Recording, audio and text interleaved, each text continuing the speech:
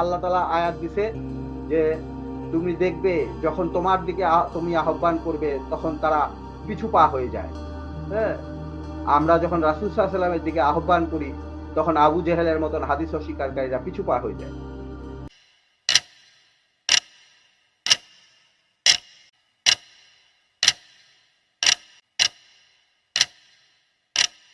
তিনি বলেন রাসূলুল্লাহ সাল্লাল্লাহু আলাইহি সাল্লাম বলেছেন, কোন ব্যক্তি পশুর সঙ্গে সঙ্গম করলে তাকে এবং ওই পশুটিকেও তার সঙ্গে হত্যা করো। তিনি বলেন তিনি ইকরামা বলেন, আমি তাকে ইবনু আব্বাসকে বললাম, পশুটির অন্যায় কি? তিনি বলেন, আমার মতে যে পশুর সঙ্গে সঙ্গম করা হয়েছে নিশ্চয়ই তিনি তার মাংস খাওয়া অপছন্দ করেছেন। ইমাম আবু দাউদ রহমতুল্লাহ আলাইহি বলেন, এটি তেমন শক্তিশালী হাদিস নয়। তারপর নিচে লেখা হলো হাসান সহিহ হাদিস। আচ্ছা, হাসান হাদিসের মান যেটাই হোক, সহিহ হোক, হাসান হোক, জয়ীফ হোক, হাদিস তো। এখন আমার প্রশ্ন, যদি এই হাদিস বাতিল হয় কিতাবে রাখার যুক্তি কি? মাহবুব ভাই একটু নোট করেন, আমাকে উত্তর দিবেন। এক। দুই হচ্ছে, যদি এই হাদিসটা গ্রহণযোগ্য হয় তাহলে এই পশুর কি অপরাধ? যে পশুকে কেউ রেপ করলো, পশুটিকে আবার হত্যা করা হবে, তাহলে এই পশুর কি ওই লোকের সাথে যে রেপ করেছে তাকেও সঙ্গে ওই পশুকেও, এই পশুর অপরাধ কি? মাহবুব ভাই এখন একটু আপনি কন্টিনিউ করুন, আপনি কয় মিনিট বলতে চাচ্ছেন? সহবাস করছো, এটা একটু নিয়ে আসেন, একসাথে দিয়ে দেন। আচ্ছা, আমি ওই হাদিসটা আনার চেষ্টা করতেছি। জি মাহবুব ভাই। অসুবিধা নাই, আপনাকে নেওয়াজ সাহেব ভালোভাবেই সহযোগিতা করতেছে, সমস্যা নাই। হ্যাঁ, অসুবিধা নাই, আমরা উত্তর দিব। হ্যাঁ, আচ্ছা, যাই হোক,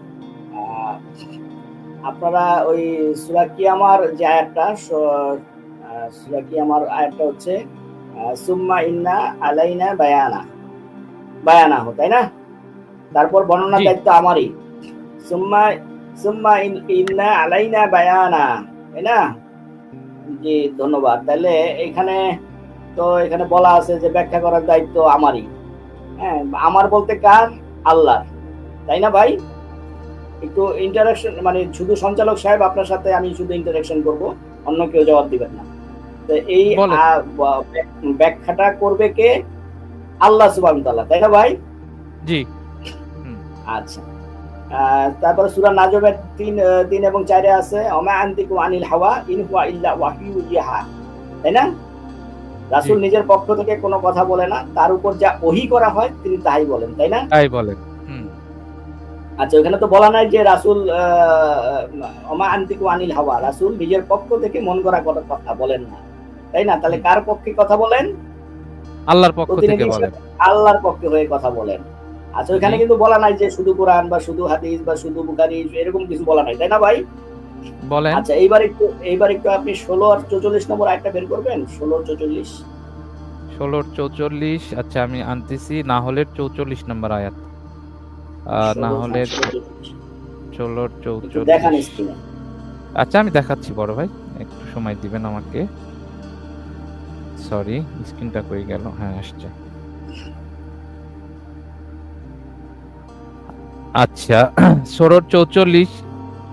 তাদের প্রেরণ করেছি স্পষ্ট প্রমাণাদি ও কিতাব সমূহ এবং তোমার প্রতি নাজিল করেছি কোরআন, যাতে তুমি মানুষের জন্য স্পষ্ট করে দিতে পারো যা তাদের প্রতি নাজিল হয়েছে, আর যাতে তারা চিন্তা করে। জি বলুন। আচ্ছা, জি, ধন্যবাদ। আচ্ছা, তাইলে এখানে কোরআনটা নাজিল হয়েছে কার প্রতি ভাই? একটু রাখেন, পাবলিক একটু দেখুক। না, ইয়ে হয় ভাই, ওই যে না, এই আয়াতটা একটু গুরুত্বপূর্ণ ভাই, এই আয়াতটা খুবই গুরুত্বপূর্ণ, একটু রাখা দরকার আছে ভাই। আমি দরকার হলে স্ক্রিনশট দিয়ে আনতেছি, আপনি বলতে থাকেন, আমি স্ক্রিনশট দিয়ে আনতেছি, আপনি বলতে থাকেন। আমি দেই তাহলে, কারণ এটা তো এতক্ষণ যে যত আলাপ করছেন সবগুলোর পোস্টমর্টেম করব। আমি ভাই স্ক্রিনশট দিয়ে আনতেছি, তো বললাম আনতেছি, আপনি বলতে থাকেন, আমি আনতেছি। হ্যাঁ, না, আপনি আবার এডিট করে নিয়ে আসলে তো আবার সমস্যা ভাই, ওখান থেকে যেটা ভাই কয়েক সেকেন্ডে আমি কি এডিট করব ভাই? জি বলেন। পোস্টমর্টেম করে দিব সবাই রে। হ্যাঁ, জি দেন, আমরা তো চাই আপনারা আমাদেরকে শিখান।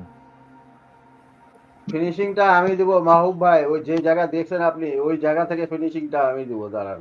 জি দিবেন। আমারও যে পশু সেক্সের উত্তরটাও দেন, বড় ভাই। হ্যাঁ, সব উত্তর দেব ভাই, সব উত্তর আছে, সব উত্তর আছে। আপনাদের যত প্রশ্নবোধক হাদিস আছে সব হাদিস আচ্ছা ভাই, আমাদের লাইভে আসবে, কোনো আজাদ ভাই সমস্যা নেই। একটু চুপ থাকেন। আচ্ছা আজাদ ভাই একটু চুপ থাকেন। আচ্ছা ভাই, একটা রাষ্ট্রপতির পক্ষে রাষ্ট্রপতির সচিব বা প্রধানমন্ত্রীর সচিব যদি কোনো অফিসিয়াল বক্তব্য দেয়, সেটা কি সরকারের বক্তব্য হয়? ইয়া ভাই, সজীব ভাই একটু আপনি বলেন। যদি প্রতিনিধি হিসেবে দেয়, যদি প্রতিনিধি হিসেবে দেয় অফিসিয়াল অবশ্যই হয়। যদি কোনো বক্তব্য দেয় যে আজ সরকারি ছুটি শুক্রবার থেকে শনিবার বাড়ানো হলো, একটা রাষ্ট্রীয় একটা ফরমান জারি করলো একটা ব্যক্তি, একটা উপসচিব বা জয়েন্ট সেক্রেটারি বা যে, সে কি তার নিজের বক্তব্য দেয় না সরকারের বক্তব্য দেয়? আমি আমি আমি তাহলে যদি সে প্রতিনিধি হিসেবে দেয় তাহলে সরকারের বক্তব্যই দেয়। যে প্রতিনিধি হিসেবে, তো আমি প্রশ্নই তো করছি প্রতিনিধি হিসেবে, হ্যাঁ, সেটা তাহলে সরকারের বক্তব্য দিয়েছে। জি জি হ্যাঁ জি। তা আল্লাহর রাসূল যে যাকে মনোনীত করছেন আল্লাহ, এবং বলে দিয়েছেন যে তিনি মন গড়া কথা বলে না, যার উপর যা ওহী করা হয় তিনি তাই বলেন।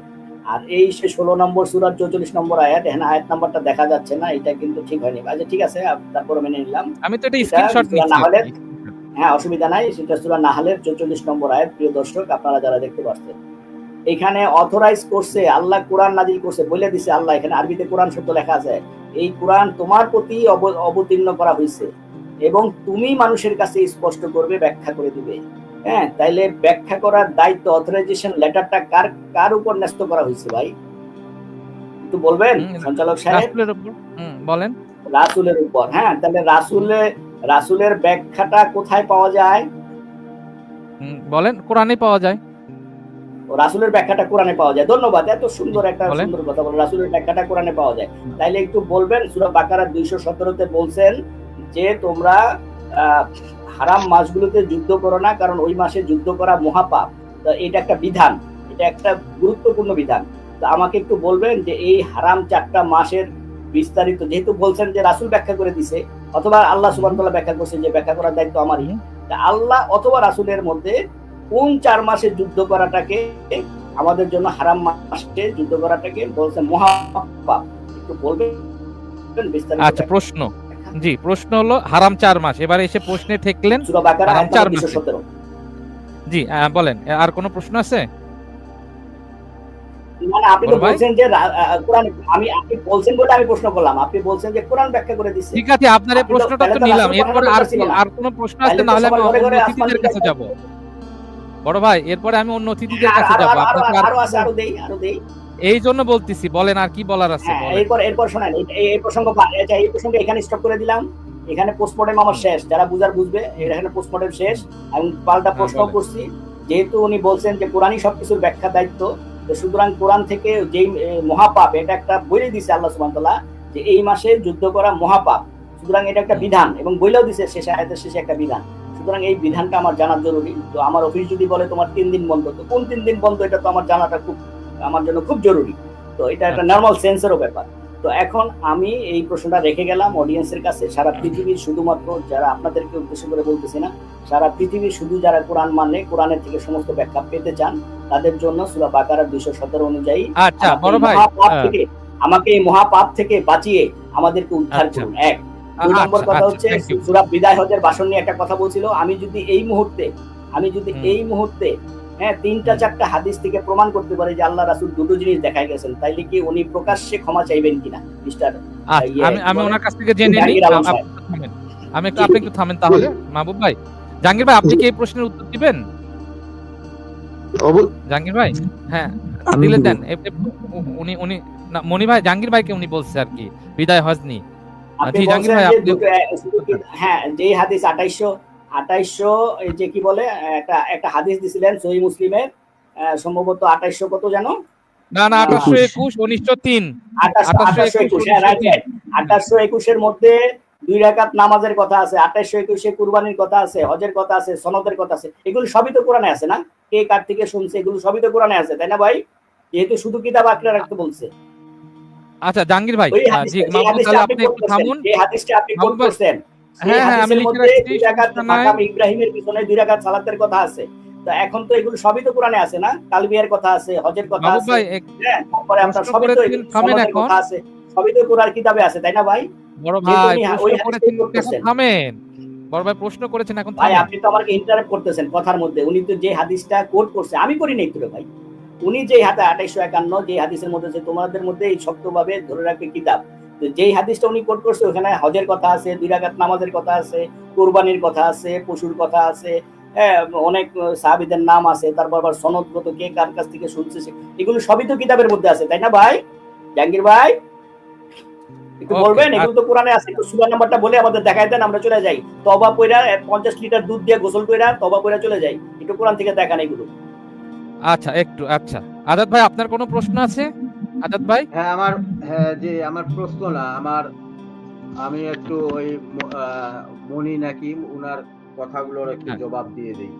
আচ্ছা বলেন। হ্যাঁ হ্যাঁ, আমার সাথে আপনি একটু ইন্টারাপ্ট করবেন, হ্যাঁ এই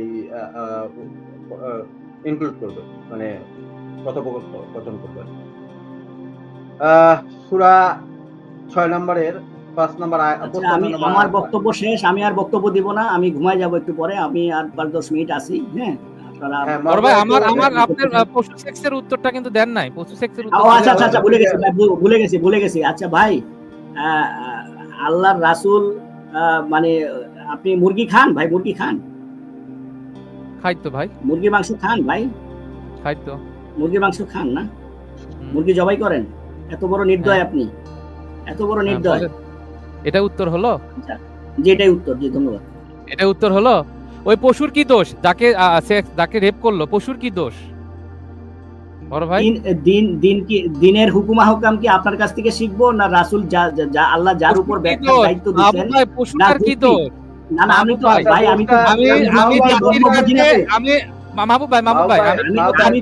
ধর্ম বুঝি না তো ভাই, আমি যুক্তির ভিত্তিতে শোনেন। পুরো জাতির কাছে প্রশ্ন রাখলাম, একটা পশুকে রেপ করা হলে সেই পশুকেও জবাই করতে হবে, ওই পশুর কি দোষ? আমি জাতির কাছে জবাব রাখলাম। আজাদ ভাই বলুন, আজাদ ভাই বলুন। Thank you. জি শুনেন, পশুর কোনো দোষ নাই। ওই যে একটু আগে মাহবুব ভাই বললো যে আপনি কি মুরগি খান, আপনি বললেন হ্যাঁ খাই। ভাই এখন বহু পশু কামি আছে, হ্যাঁ আপনার সামনে একটা পশু মানে মুরগিকে রেপ করতেছে, ওই মুরগিটাকে কি আপনি খাবেন? মুরগিকে কে রেপ করতেছে? মানুষ। তো মানুষ করবে না কি কে করবে? মানুষের কথাই তো বলছি। এটা আমার জানা ছিল না যে মুরগিকেও রেপ করা যায়, এটা জানা ছিল না ভাই। হ্যাঁ মুরগিকেও রেপ আমি জানতাম না, আমি জানতাম না। আমি সজীব ভাই, ভাই এই যে কথার মাঝখানে কথা বলতেছেন ভাই। মনি ভাই একটু, মনি ভাই আমি চলে যাব লাস্টে একটা কথা বলি। আপনি উত্তর নিয়ে যাবেন। যারা নোংরা তাদের চিন্তা ভাবনা থাকে নোংরা, ঠিক আছে? আরে ভাই কি বলতেছেন, মুরগিকে রেপ করে সেই কথা বলতেছেন, এরকম নোংরা কথা কোথায় বলবেন? ঠিক আছে মনি ভাই, শীতল ভাই প্লিজ, বড় ভাই আমি অনুরোধ করছি। এই আজাদ সাহেব কি মুরগিরে রেপ করছে? না মনি ভাই প্লিজ আপনি আপনার মাকে রেপ করছেন নাকি? প্লিজ ভাই, শীতল ভাই আপনার মাকে রেপ করছেন? আজাদ ভাই প্লিজ, কেন ভাই?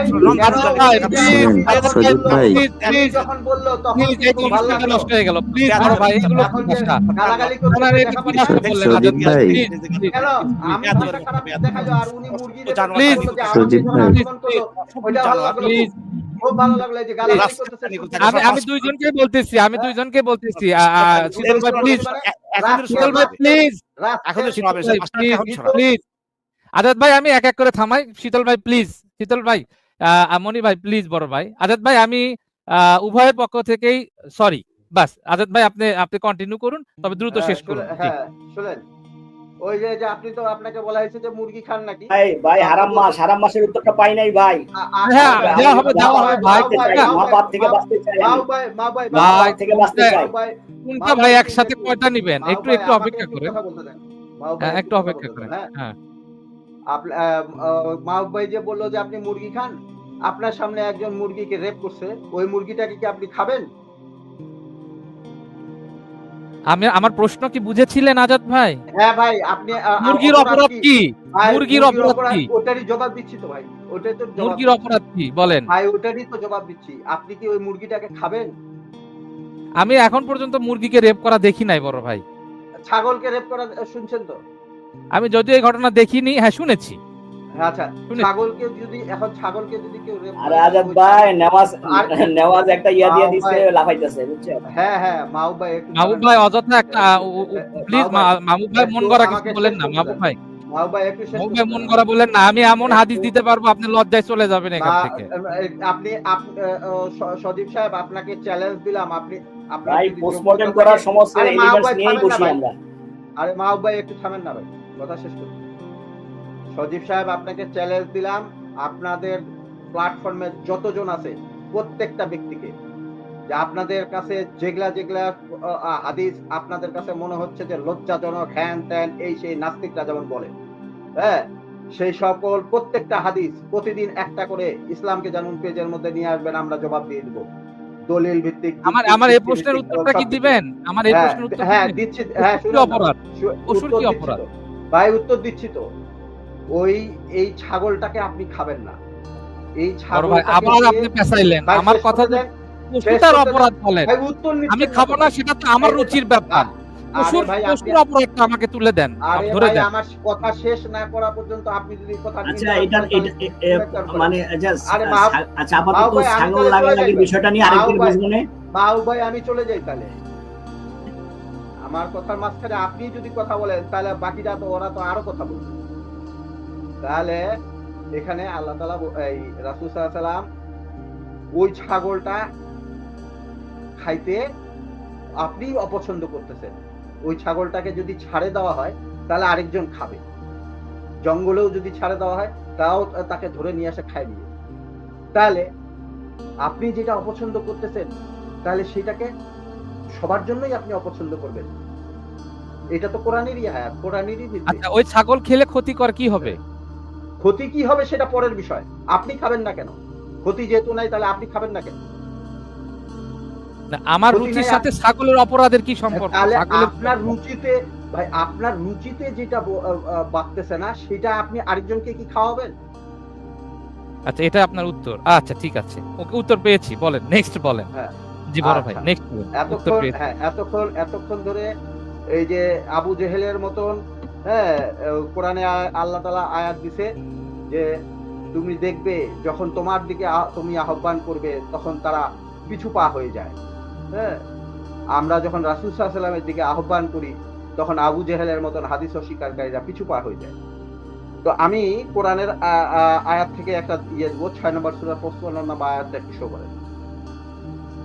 জি বলুন, আয়াত নাম্বার বলুন, সূরা নাম্বার বলুন। 6 নম্বর সূরা 55 নম্বর আয়াত। আচ্ছা আচ্ছা, আনামের 55, আনামের 55 না? জি, পড়েন আনামের 55। পড়েন। হ্যাঁ, আর এভাবেই আমি আয়াত সমূহ বিস্তারিত বর্ণনা করি, আর যাতে অপরাধীদের পথ স্পষ্ট হয়ে যায়। জি, এক্স্যাক্টলি। এবার 7 নম্বর সূরার 52 নম্বর আয়াতটা আনেন। আচ্ছা, 52, হ্যাঁ। আর আমি তো তাদের নিকট এমন কিতাব নিয়ে এসেছি যা আমি জ্ঞানের ভিত্তিতে বিস্তারিত বর্ণনা করেছি, তা বর্ণনা হিদায়েত কে? ও রহমত স্বরূপ এমন হ্যাঁ জাতির জন্য যারা ঈমান রাখে। হ্যাঁ, কে বর্ণনা করছে? রাসূল। বর্ণনা করছে কে? জি এটা রাসূল বর্ণনা করছে? আমি জি, বলতে কি রাসূল? এটা আমি বলতে রাসূল কোথায় পাইলেন? আমি বলতে কি এটা বলেন? আমি বলতে কোরআন কার কথা? কোরআন আল্লাহর কথা। তাহলে বর্ণনা কে করছে? আচ্ছা আচ্ছা, হ্যাঁ আল্লাহ করছে। আচ্ছা, এবার নিয়ে আসেন হচ্ছে আপনার 25-33। 25-33।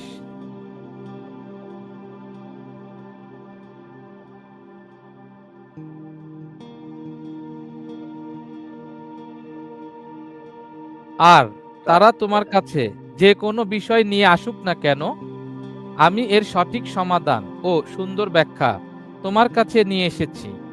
গুড। তাহলে এর আগে আমরা সূরা 6 নাম্বার, সূরার 55 নম্বর আয়াত, 7 নাম্বার সূরার 52 নম্বর আয়াতে আমরা স্পষ্ট দেখলাম আল্লাহ তাআলা বলতেছে, বর্ণনা করছি, এবং 25-33 আল্লাহ বলতেছে রাসূল সাল্লাল্লাহু আলাইহি ওয়াসাল্লামের কাছে আল্লাহ ব্যাখ্যা করছেন। জি আপনার কাছে ব্যাখ্যা করেনি, আমার কাছেও ব্যাখ্যা করেনি, এই কোরআনের মধ্যেও ব্যাখ্যা করেনি। রাসূল সাল্লাল্লাহু আলাইহি ওয়াসাল্লামের কাছে ব্যাখ্যা করছেন। আচ্ছা, এখন আপনি নিয়ে আসবেন 14 নম্বর সূরার 4 নম্বর আয়াত। আচ্ছা, আমার একটা সম্পূরক প্রশ্ন নিবেন একটু, না তারপরে যাবো। এখন নিতে না, এখন না, পরে। একটু আপনি নেন, আগে যুক্ত করে না, রাখেন। সরি, আপনি নোট করেন। আপনি 14 নম্বর সূরা 4 নম্বর আয়াত নিয়ে আসুন। আচ্ছা, নোট করি, তারপরে আমি তাহলে প্রশ্ন ইয়েতে যাচ্ছি। হ্যাঁ বলুন, এখন আয়াত বলুন। 14 নম্বর সূরা 4 নম্বর আয়াত নিয়ে আসুন। 14 নম্বর সূরা ইব্রাহিমের 4। আর আমি প্রত্যেক রাসূলকে তার কওমের ভাষাতেই পাঠিয়েছি, যাতে সে তাদের কাছে বর্ণনা দেয়। সুতরাং আল্লাহ যাকে ইচ্ছা পথভ্রষ্ট করে। স্পষ্ট এবং করে, স্পষ্ট শব্দটা বাদ দিলেন মনে হয়। এখানে নাই, যেহেতু নাই আমি এখানে বলি নাই। আচ্ছা, আয়াতে আছে কিনা দেখি হ্যাঁ, আগে। হ্যাঁ। ওয়ার্ড টু ওয়ার্ডে তো স্পষ্ট পাচ্ছি না। আচ্ছা, আচ্ছা, এটা আরেক হ্যাঁ। আরো একটা আয়াত আছে যেখানে সজীব ভাই আমি একটু বিদায় নিলাম। হ্যাঁ ভাই সজীব ভাই, আমি একটু বিদায় নিলাম। ইনশাআল্লাহ মামুন আবার ভাই, দেখা হবে। আচ্ছা ঠিক আছে, তাহলে আপনি কি বিদায় হজ নিয়ে পরে কথা বলতে চাচ্ছেন? বিদায় বলছিলেন হজ এটা। নিয়ে যদি আপনি করতে চান, আমি ডিটেইলস পোস্টমর্টেমের জন্য রেডি আছি। হ্যাঁ আচ্ছা, আচ্ছা তাহলে ঠিক আছে, তাহলে আমিও বিদায় নেই। আপনাকে নক দিব। আমিও বিদায় নিচ্ছি, কারণ আমিও জি, আসলে ইয়েটা আচ্ছা। হারায় ফেলাইলাম, সূত্রটা হারায় ফেলাইলাম। ও আচ্ছা ঠিক আছে, তাহলে কি ওই যে আমার যে লাস্ট প্রশ্নটা ছিল উত্তর ওইটাই তো, মানে রুচি না হওয়ার কারণে পশুটাকে জবাই করা হবে, এটা লাস্ট ভাই, প্রশ্ন। আপনি যেটা আপনার জন্য যেটা হারাম, আপনি যেটা অপছন্দ করেন সেটা সকলের আপনার জন্যই প্রশ্নের অপছন্দ করবেন। সজীব ভাই আপনার প্রশ্নের উত্তর হচ্ছে যুক্তি দিয়ে ইসলাম বুঝি না আমরা, এটা হচ্ছে উত্তর। নস দিয়া বুঝি। আচ্ছা আচ্ছা, একটাই তাহলে না। এই ধন্যবাদ। প্রশ্নটার একটু উত্তর আজাদ ভাই এটা একটু দিয়ে যান, লাস্ট এই যে এই আয়াতটা, যে আয়াতটা আপনি এখন না, আপনার হ্যাঁ। না, আমি যদি আমার কথাটা আগে তাহলে শেষ করে দিই। হ্যাঁ, শেষ করে দিই। হ্যাঁ তাহলে আমরা হ্যাঁ স্পষ্ট পাচ্ছি যে রাসূল সাল্লাল্লাহু আলাইহি ওয়াসাল্লাম আমাদেরকে ব্যাখ্যা করবেন, বর্ণনা দিবেন স্পষ্ট আকারে। হ্যাঁ, আচ্ছা, এখন আপনি ইয়ে দিবেন, ওই যে সূরা হাসরের 7 নম্বর আয়াতটা একটু নিয়ে আসুন। আচ্ছা, আমি সূরা হাসরের 7 নম্বর নিয়ে আসতেছি। আপনারা বলতেছেন যে কোরআনের মধ্যে সমস্ত কিছু ব্যাখ্যা করা আছে, তাহলে আমাকে এখন এটার ব্যাখ্যা বাইর করে দিবেন। ওই আমি আপনাদের আলোচনার প্রথম সূত্রে চলে আসছি। হ্যাঁ, আপনারা তো এতক্ষণ ধরে বিক্ষিপ্ত আলোচনা করলেন, কিন্তু হাসরের লাইনের আয়াত মধ্যে নাম্বার থাকলেন। বলেন, আয়াত 7 নাম্বারটা নাম্বার, বলেন ভাইজান। 59, 7 59 সেটা জানি, 7 নম্বর আয়াত, 7 7 7। হ্যাঁ 7 পেয়েছি, একটু সময় দেন। আচ্ছা, তার আগে আপনি তাহলে 7 না, পাইছেন তো, তাহলে পেয়েছি একটু উপরে, পেয়েছি। আচ্ছা একটু উপরে চলে যান, 4 নাম্বারের কত? 31 নাম্বার আয়াতটা, 4 এর 31 এ যান। নিসার 31। হ্যাঁ, নিসার 31। পড়েন। তোমরা যদি সেসব কবিরা গুনাহ পরিহার করো যা থেকে তোমাদের বারণ করা হয়েছে, তাহলে আমি তোমাদের গুনাহসমূহ ক্ষমা করে দেব এবং তোমাদেরকে প্রবেশ করাবো সম্মানজনক প্রবেশ স্থলে। জি বলুন। আচ্ছা, এই যে কবিরা গুনাহ মানে কি? এখানে কবিরা গুনাহ, জি এখানে কবিরা শব্দটা আছে। জি বলুন। কবিরা বড় গুনাহ বড় কাকে বলে? গুনাহ। আমরা বড় আয়াত বড় টু গুনাহ, ওয়ার্ড টু ওয়ার্ড থেকে দেখতেছি বড় বড় গুনাহ। জি বড় বড় গুনাহ। আচ্ছা, এই বড় গুনার তালিকাটা কই? আচ্ছা, বড় গুনার তালিকা আমি লিখলাম, বলেন তারপরে বলতে থাকেন। আচ্ছা, আমাকে এই বড় গুনার তালিকা আনবেন। আচ্ছা, এখানে স্পষ্ট আল্লাহ তাআলা বলতেছে, তোমরা যদি সেসব কবিরা গুনাহ পরিহার করো যা তোমাদের বারণ করা হয়েছে, তাহলে আমি তোমাদের গুনাহসমূহ ক্ষমা করে দেব। আচ্ছা, তার মানে কবিরা গুনাহ আপনাকে পরিহার করতে বলতেছে। তো যদি পরিহারই করি আমরা, তাহলে আবার কোন গুনাহ মাফ করবে আল্লাহ? তাহলে অবশ্যই সগীরা গুনাহ আছে, মানে ছোট গুনাহ আছে। এই ছোট গুনারও তালিকা আপনি কোরআন থেকে বাইর করে আনে দিবেন আপনারা। হ্যাঁ, কবিরা গুনাহ এবং সগীরা গুনাহ, মানে একেবারে তালিকা ওয়ার্ড ধরে ধরে আনে দিবেন যে এই যে কোরআনের মধ্যে এটা হচ্ছে বড় গুনাহ আর এটা হচ্ছে ছোট গুনাহ। আল্লাহ তাআলা এরকম একটা লিস্ট দিছে, এই লিস্ট আনে দিবেন। 2 3 নম্বর হচ্ছে, এইবার নিয়ে আসেন আপনি হাসরের 7 নম্বর আয়াতটা। আচ্ছা আমি একটু নোট করতেছি, দাঁড়ান। বড় গুনাহ ছোট গুনাহ, জি হাসরের 7। আচ্ছা আমি হাসরের 7টা নিয়ে আসি। 59 7 7 হয়ে গেল আবার। হ্যাঁ 7 নম্বর আয়াত।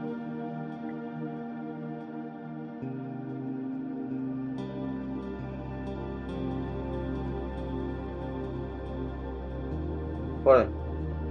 আল্লাহ জনপদবাসীদের নিকট থেকে তার রসুলকে ভাই হিসেবে যা দিয়েছেন তা আল্লাহ রাসূলের আত্মীয় স্বজনের না দুঃখিত তা আল্লাহর রাসূলের আত্মীয় স্বজনদের, ইয়াতিমদের, মিসকিন ও মুসাফিরদের। এটি এজন্য যে যাতে ধন সম্পদ তোমাদের মধ্যকার বিত্তশালীদের মাঝেই কেবল আবর্তিত না থাকে।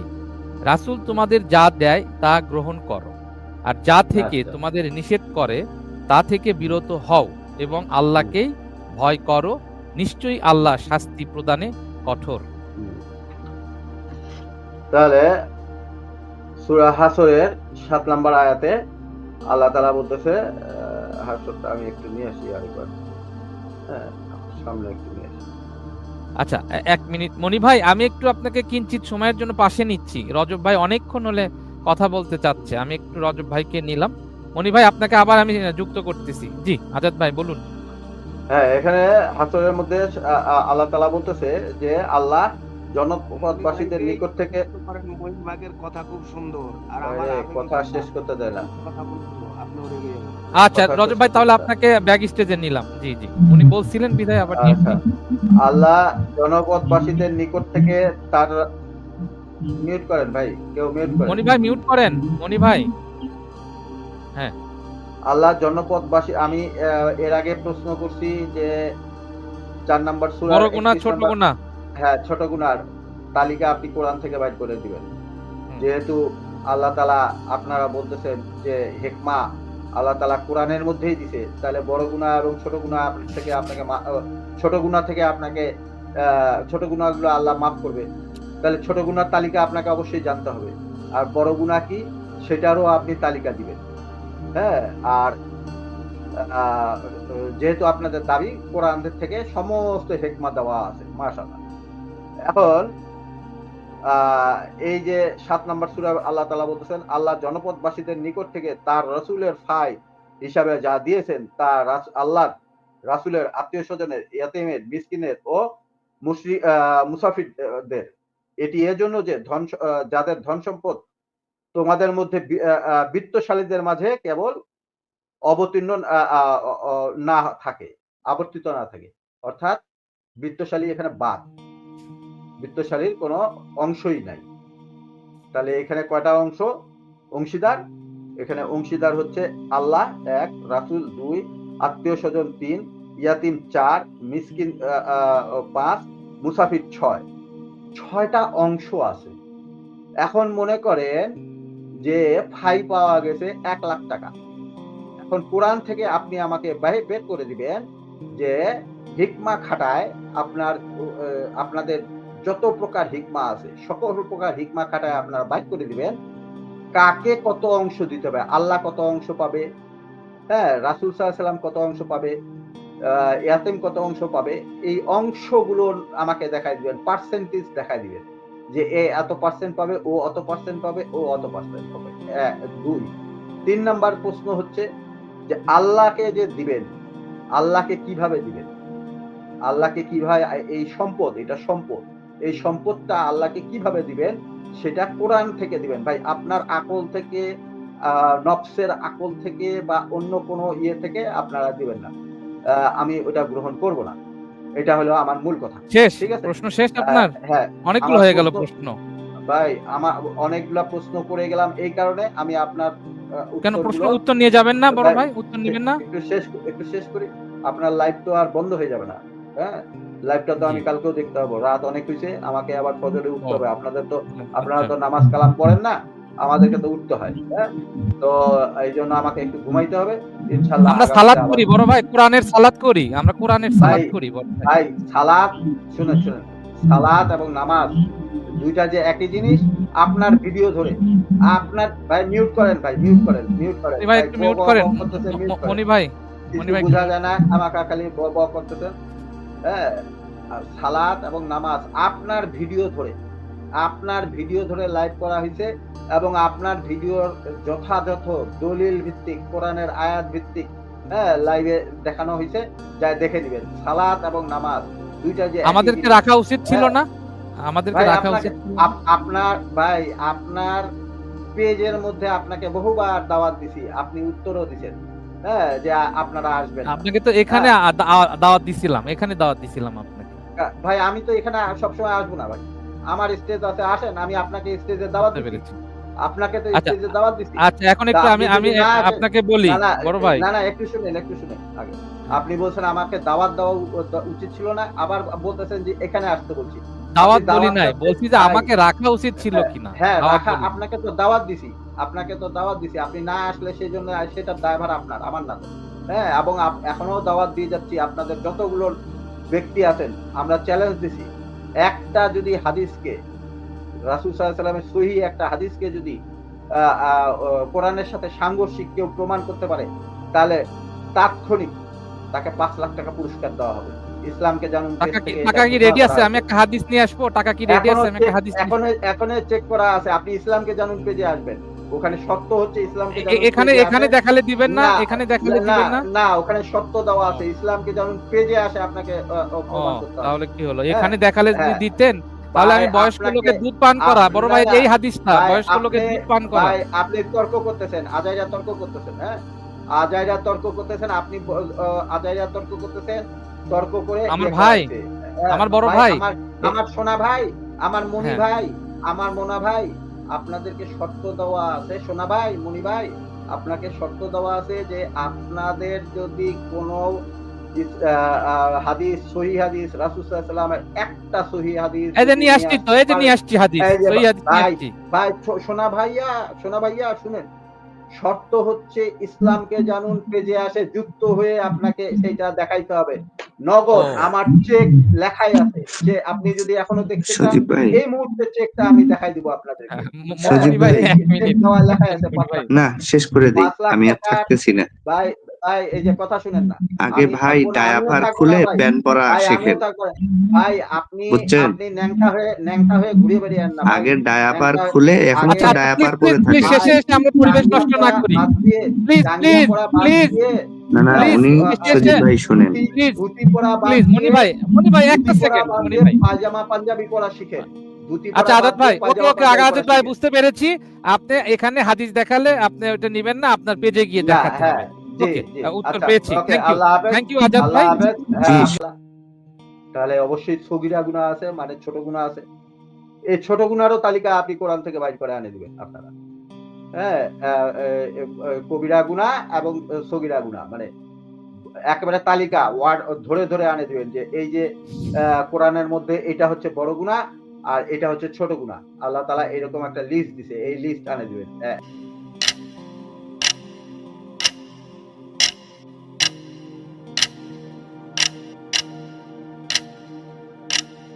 একটু উপরে চলে যান, 4 নম্বরের কত? 31 নম্বর আয়াতটা, 4-এর 31 এ যান।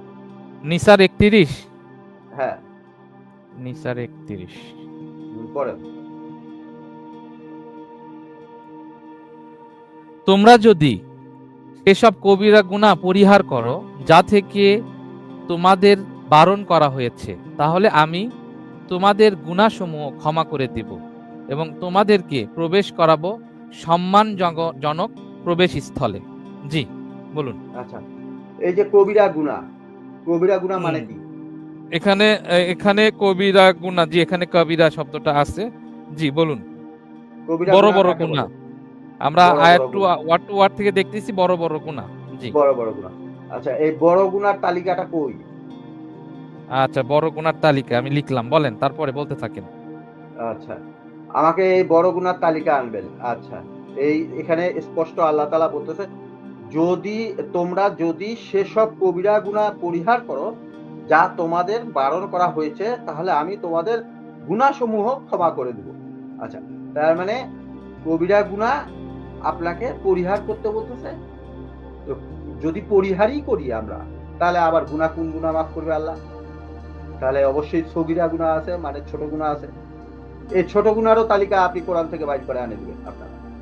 হ্যাঁ, কবিরা গুনাহ এবং সগীরা গুনাহ, মানে একেবারে তালিকা ওয়ার্ড ধরে ধরে আনে দিবেন, যে এই যে কোরআনের মধ্যে এটা হচ্ছে বড় গুনাহ আর এটা হচ্ছে ছোট গুনাহ। আল্লাহ তাআলা এরকম একটা লিস্ট দিছে, এই লিস্ট আনে দিবেন। 2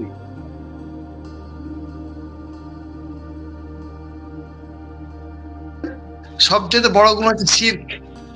4:48, 4:116 আল্লাহর সাথে শিরক করা সবচেয়ে বড় গুনাহ। 31-13 এখানে শিরক বলা হয়েছে। হত্যা, অন্যায়ভাবে হত্যা করা 5:32, 17-33 আত্মহত্যা করা 4:29 ব্যভিচার জিনা 17:32, 24-2 সুশাসনের নামে সীমা লঙ্ঘন করা 65-1, 2:229 এতিমের সম্পদ অন্যায়ভাবে ভক্ষণ করা 4:2, 4:10 সুদ, রিবা আর কি, শুদ্ধ না রিবা 2:75 থেকে 279 মিথ্যা সাক্ষ্য দেওয়া 25-72 শপথ ভঙ্গ করা 33-77 মাপে ওজনে কম দেওয়া 83-1 থেকে 6 আল্লাহর বিধান অমান্য করা 24-55 5-44-47 রসুলের বিরোধিতা করা কোরআন অস্বীকার করা 33-36 4:115 জাদু শয়তানি কাজ 2:102 মদ্যপান জুয়া চুরি ডাকাতি আরো আছে অশ্লীলতা একদম লিস্ট পুরোপুরি লিস্ট আছে এই বড় বড় গুনার এগুলাকে আল্লাহ বড় আচ্ছা, গুনাহ কারণ বলে ভাই, আখ্যায়িত করেছেন কোরআনে। বলেন আপনার কাছে প্রশ্ন, এখানে যেহেতু ছোট গুনাহ এবং বড় গুনাহ বৈশিষ্ট্যগত ব্যাপার আছে, কোন বৈশিষ্ট্যের ভিত্তিতে হ্যাঁ। আপনি এটাকে বড় গুনাহ বলতেছেন? কোন বৈশিষ্ট্যের ভিত্তিতে? এগুলো আল্লাহ বলেছেন ভাই, এইগুলা অন্যায় বা আচ্ছা। এতে সমাজের বড় বড় ক্ষতি হবে বৈশিষ্ট্য, এটা একটা বড় বৈশিষ্ট্য। এই কাজগুলো নৈতিক ভাবে অন্যায়, নৈতিকতার দিক থেকে অন্যায়, এগুলা নীতিগত দিক থেকে আল্লাহ নিষেধ করেছেন, এই কাজগুলো করার থেকে আল্লাহ বিরত থাকতে বলেছেন। তাই এগুলো বড় গুনাহ। আর ছোট গুনাহ সাধারণ যে ভুলগুলো হয় আমরা কথার মধ্যে অনেক সময় ভুলবশত কোনো কথা বলে ফেলি, ভুলে যাই, অনেক সময় ভুল করে অনেক কিছু করে ফেলি, সেগুলো ছোট গুনাহের মধ্যে পড়বে। এই জন্য আল্লাহ আমাদের ধরবেন না, আল্লাহ ক্ষমা করে দিবেন। স্পষ্ট জি, লিস্ট অনেক দেওয়া আছে ভাই ধন্যবাদ। কোরআনে। অনেক ধন্যবাদ। আমি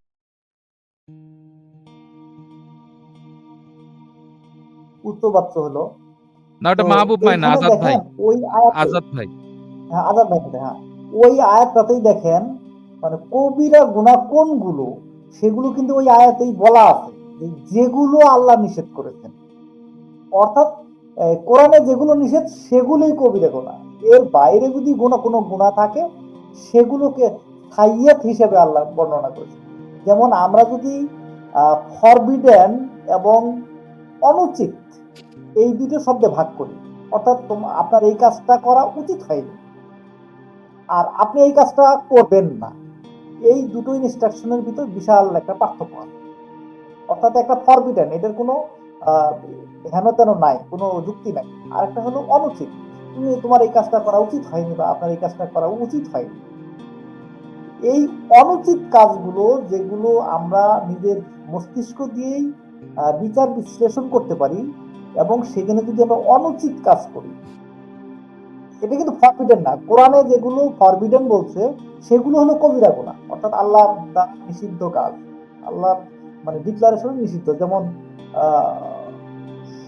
ভাগ্য নির্ধারক স্বর নিক্ষেপ করা, তারপরে উপায়ন্তর থাকা সত্ত্বেও শুকর খাওয়া, এগুলো হলো নিষিদ্ধ কাজ। আর ওই কাইম ভাই তো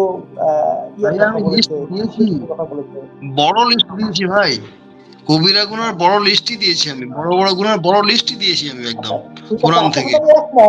আপনার সাথে আমি একমত। সেটা তো আয়াতে বলাই আছে যে আল্লাহ যেগুলো নিষেধ করেছেন, ওই যে দেখেন না, এটা এখানে না, এখানে না, এটা আছে হলো সূরা নিসা 31 নম্বর আয়াত। না, এটা আমি ওই জন্য আনিনি। এটা এটা এটা ওই যে সূরা তাওবার এক ভাই বারবার আমাকে অনুরোধ করতেছে স্ক্রিনে দেখানোর জন্য, ওই জন্য আনছি আর। আচ্ছা ঠিক আছে। তো সুতরাং এই যে কবিরা গুনাহ এবং মানে কবিরা এবং সাইয়াত মানে অ্যাজ ইউজুয়াল যেগুলো অনুচিত কাজ, সাইয়াত সেগুলো হলো অনুচিত কাজ, কিন্তু এগুলো আল্লাহ নিষেধ করেনি যেগুলো করবে না বা এগুলো করলে বিশাল শাস্তি হবে, পরকালে দোজখ হবে, এরকম কোনো স্টেটমেন্ট নাই। অর্থাৎ কোরআনে যে স্টেটমেন্ট গুলো আছে অপরাধের ব্যাপারে সেগুলোই হলো বড় গুনাহ, আর কোরআনে স্টেটমেন্ট নাই কিন্তু সেগুলো আমরা মনে করতেছি অনুচিত, সেগুলো হলো সাইয়াত। হ্যাঁ ধন্যবাদ, আমার আসলে এটুকুই বলার ছিল।